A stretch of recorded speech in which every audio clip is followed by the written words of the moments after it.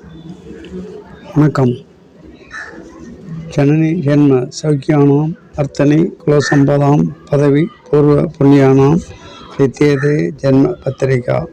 மாதாபிதா குரு தெய்வ அருளாலும் பஞ்சபூதங்களின் துணையுடனும் நவக்கோள்களும் மற்றும் மானசீகமான குரு மற்றும் புத்தகங்கள் வாயிலாக நமக்கு மானசீகமான குருவும் தற்கால குருவின் ஆசியுடன் இந்த நாள் இனிய நாளாக வாழ்த்துக்களுடன் பதிவுகளின் தொடர்ச்சியாக நாம் பார்க்க இருப்பது கடந்த ஒரு உதாரண ஜாதகங்கள் மூலமாக 4 பதிவுகளாக விரிவாக சிறு சிறு பகுதிகளாக 4 பாவங்களாக மறைமுகத்துடன் 4 பாவங்களாக பிரித்து விரிவாக பார்த்தோம். யோகங்கள் 1000 எங்கே, அனைத்து யோகங்களை பற்றி நாம் விரிவாக இந்த இடத்தில் நாம் பார்த்தோம் மற்றும் அதில் உள்ள சூட்சுமங்களையும் நாம் அலசி ஆராய்ந்தோம். ஆய்வுக்கான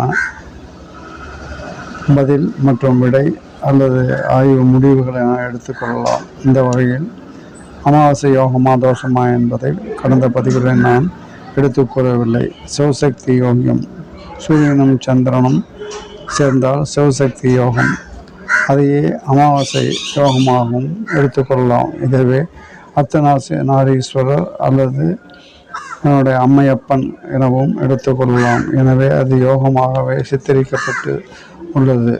அந்த வகையில் சூரியனும் சந்திரனும் அமாவாசை அல்லது சிவசக்தி யோகம், குருவும் சந்திரனும் குருச்சந்திர யோகம், சூரியன் புதன் இணைவு புதாத்திய யோகம், ஈசபங்க ராஜயோகம், தர்மகர்மாதிபதி யோகம் என பல யோகங்கள் இந்த ஜாதகத்தில் உள்ளனவா? யோகங்கள் எங்கேயா? யோகங்கள் 1000 என ஒரு தலைப்பில் நாம் தேடலில் ஆய்வுக்கு உட்பட்டோம். எனவே இந்த வகையில் சூரியன் நிலை என்ன அல்லது பார்வைகள் பற்றி பார்த்தோம். மேலும் சூரியனை வைத்து சூரிய உதயத்திலிருந்து அவர் பிறந்த நேரத்தை கணக்கீடு செய்து உதயாதி வைத்து லக்கணத்தை பாவிக்கின்றோம். லக்கணத்தை இருந்து 12 பாவங்களை எடுத்துக்கொண்டு பலன்கள் அனைவரும் கூறிக்கொண்டுள்ளோம். அடுத்தபடியாக சந்திரன் என்ற ராசி அல்லது சந்திரன் என்ற பாவகத்தை வைத்து அவருடைய ராசி, அந்த நட்சத்திரத்தை வைத்து அவருடைய திசா எந்த திசையில் இருப்பு எவ்வளவு என பார்த்து திசையை கணித்து அனைத்து திசைகளையும் பார்க்கிறோம். வரிசையாக அவர் எந்தெந்த திசையில் யோகமான திசைகள் எனவும் யோகங்களை பற்றி விலாவாரியாக பார்க்கிறோம். சிலர் மேலை நாடுகளில் சூரியனை வைத்து சூரியனை இலக்கணமாக கொண்டு பலன்கள் கூறுவதை நாம் மேலை நாடுகளில் பார்க்கிறோம். சில மாநிலங்களில் மாந்தியை வைத்து பலன்கள் எடுத்து இந்த வகையில் பார்த்துப்பதை நாம் அறிவோம். இந்த வகையில் சொல்வது யோகங்கள் எங்கே என்ற ஒரு தலைப்பில் நாம் பார்த்தோம். அந்த வகையில் இந்த கடந்த பதிவுகளில் 4 பதிவுகளில் விலாவாரியாக அனைத்து யோகங்களை பற்றி நாம் ஆய்வுக்கு எடுத்துக்கொண்டு பார்த்து அதில் நாம் யோகவியலில் சண்டால யோகமா என ஒரு யோகத்தையும், ராகு நின்ற நட்சத்திரம் கேது நின்ற நட்சத்திரங்களில் அல்லது அந்த காரக பலன்கள் பிரகாசம் இல்லாததால் சண்டால யோகமா எனவும் பார்த்தோம். எனவே யோகங்கள் 1000 என்ற வகையில் அமாவாசை யோகத்தை பற்றி சிலர் விரிவாக தற்காலம் கூறிக்கொண்டுள்ளார்கள். எனவே இந்த ஜாதகருடைய பலன்கள் யோகவியலை பற்றி ஆய்வுக்கு எவரும் சரியான ஒரு வழிகாட்டதால் இந்த ஜாதகரை நாம் ஆய்வுக்கு எடுத்துக்கொண்டு ஆய்வின் முடிவுகளாக எந்த யோகங்களும் இல்லை என இறுதியாக நாம் 4 பதிவுகளில் விலாவாரியாக விரிவாக பார்த்து முடிவு செய்தோம். இதற்கு பிறகு நாம் வேறு ஜாதகத்தை தொடலாம் என இருக்கும் பட்சத்தில் அமாவாசை யோகத்தை பற்றி ஒரு தவறான புரிதல்கள் மூலமாக நாம் இந்த ஜோதிட ஆர்வலர்களுக்கு தவறான தகவல்களையும் கொடுத்து உள்ளதும் நான் பார்க்க வருகிறபொழுது இந்த இடத்தில் நாம் விலாவாரியாக அமாவாசை யோகத்தை பற்றி விலாவாரியாக பார்க்கவில்லை. யோக பலன்கள், யோகங்கள் எங்கே, யோகங்கள் 1000, அமாவாசை யோகமா என்று இந்த வகையில் லக்கணத்தை வைத்தும் ராசியை வைத்தும் அல்லது சூரியனை வைத்தும் பாவகத்தை வைத்தும் என்னுடைய கர்மாதிபதி யோகம் எங்கே என யோகங்களை தேடி அலைந்த வகையில் அமாவாசையில் பிறந்தவர்கள் இந்தந்த வகையில் சிறப்புட இருந்தால் என்னுடைய சொத்துக்கள் அநேக வாங்குவார்கள், மிக உயர்ந்த நிலையில் இருப்பார்கள் என்ற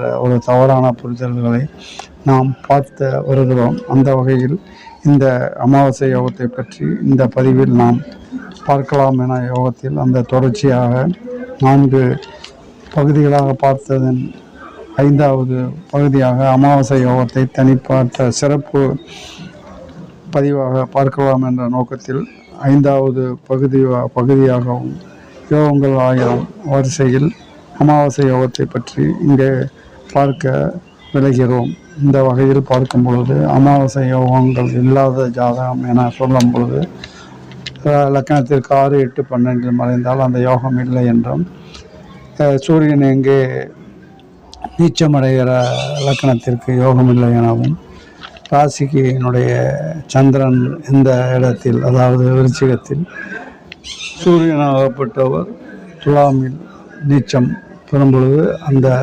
லக்னத்திற்கு அமாவாசை யோகம் இல்லை. மற்றவர்களெல்லாம் லக்னாதிபதியினுடைய நிலையையும் அவர் எடுத்து கூறுவதை நாம் பார்க்க வருகிறோம். இந்த வகையில் லக்னாதிபதியே சந்திரனாக இருக்கும் பட்சத்தில் என்ன பலன்கள் என காண தவறி விடுகிறோம். எனவே பிற கிரகங்கள் உடைய பிற லக்கணங்களில் குறிப்பிட்ட 6, 8, 12 மற்றும் சூரியன் நீச்சம், சந்திரன் நீச்சம் இடம் தவிர மற்ற இடங்களில் லக்கணம், ராசிகள் அமாவாசை யோகத்தில் நிறைய சொத்துக்கள் வாங்குவதற்கு அருகதை உள்ளவர், யோக்கியதை உள்ளவர் எனவும் கூறுவதை நாம் காண்கிறோம் ஜோதிட ஆர்வலர்கள். அந்த வகையில் இந்த ஜாதகருடைய 100% சந்தேகம், இவருடைய தந்தையாரும் அமாவாசை யோகத்தில் பிறந்து இவரும் அமாவாசை யோகத்தில் பிறந்து நடப்பு பலன்கள், அதாவது அனுபவ ரீதியாக அல்லது உடைய ஆக்க ரீதியாக அவர் தந்தை ஊர் சென்று இடம் கூட வாங்கவில்லை. அவர் பள்ளிக்கு கூட மலைக்கு கூட கையொப்பு மூடவோட இடாத ஒரு நபர் பல லட்சங்களை சம்பாதித்து பல வருமான வரி ஆதி காலத்திலேயே 50-60 ஆண்டுகளுக்கு முன்னாலேயே வருமான வரி கட்டக்கூடிய அளவிற்கு வருமானங்களை ஈட்டியும் ஊர் சென்று இடம் கூட வாங்கவில்லை. இவர் நிறைய சொத்துக்கள் வாங்கி அப்படி இருப்பார் இப்படி இருப்பார் என்று ஜோதிட ஆர்வலர்கள் பின்பற்றும் நவீன ஜோதிட இந்த 20ஆம் நூற்றாண்டில் ஜோதிட ஆர்வலர்களை ஏமாற்ற நான் விரும்பவில்லை. இவரும் ஒரு சென்று இடம் கூட ஒரு பெயரில் ஒரு சொத்துக்கள் ஒரு சென்று இடம் கூட கிடையாது. 100 அடி ஒரு பிளாட் 2400 சதுர கூட கிடையாது. இவருடைய தந்தையாரும் அமாவாசை யோகம், இவரும் அமாவாசை யோகம். பொதுவாக அமாவாசை யோகத்தில் பிறந்தவருக்கு அமாவாசை யோகத்திலேயே குழந்தைகள் பிறப்பதற்கு வாய்ப்புகள் அதிகம். அந்த வகையில் இவர் தந்தையார் பல லட்சங்களை சம்பாதித்து ஒரு சென்ட் இடமோடு தன்னுடைய பெயரில் அவர் பெறவில்லை, குடும்பத்தினர் பெயரையும் பெறவில்லை.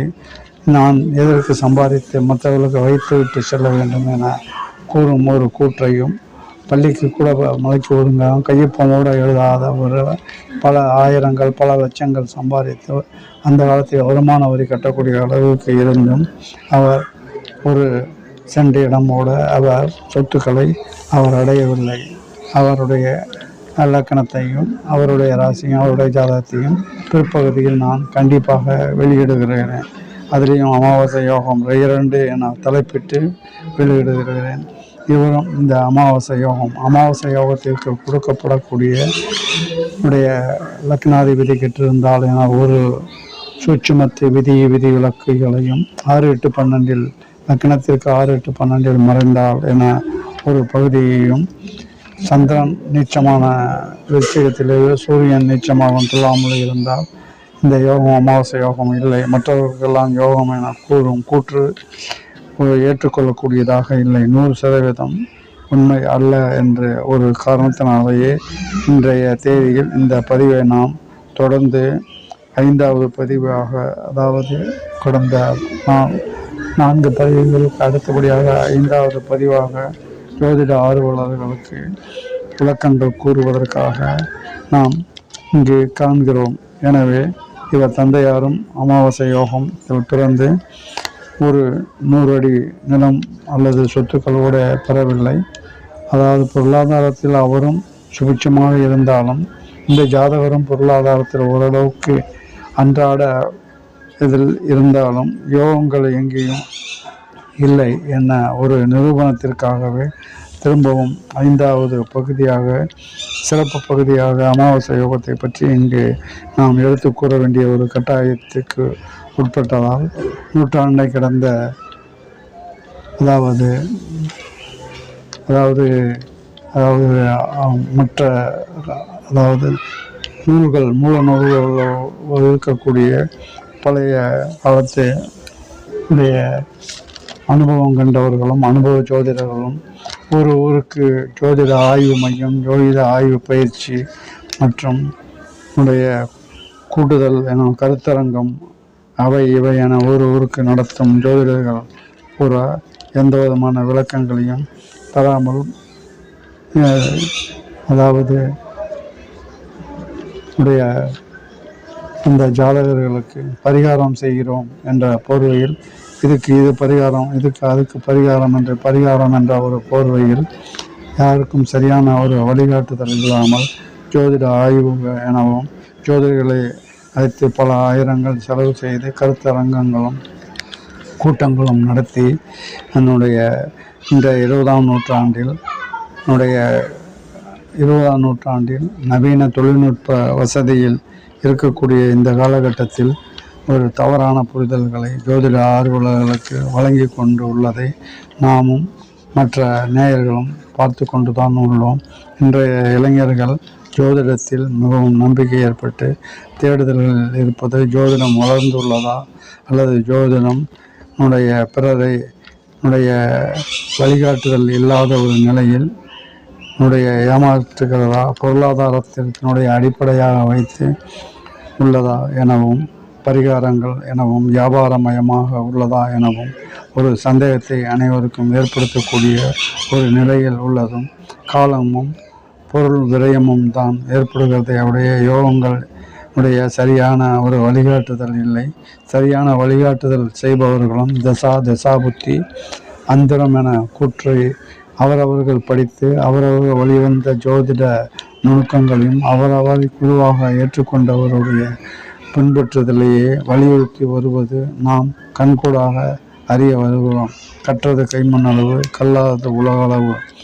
ஜோதிடம் ஒரு கடல் ஆழம் போனது. இந்த ஜோதிடத்தினுடைய அனைத்து விஷயங்களையும் தெரிந்து கொள்ள இந்த ஒரு பிறவி போதாது. எனவே எங்கே அமாவாசை யோகம், எங்கே மற்ற யோகங்கள் என கூற்றை கூறி இந்த வகையில் இந்த ஆய்வின் முடிவில் நாம் கூற வரும் கருத்து என்னவெனில், அனைவரும் கால புருஷ தத்துவப்படி இந்த ஜாதகத்தினுடைய அடிப்படையில் விடை அல்லது ஆய்வு முடிவு என எடுத்துக்கொள்ளலாம்.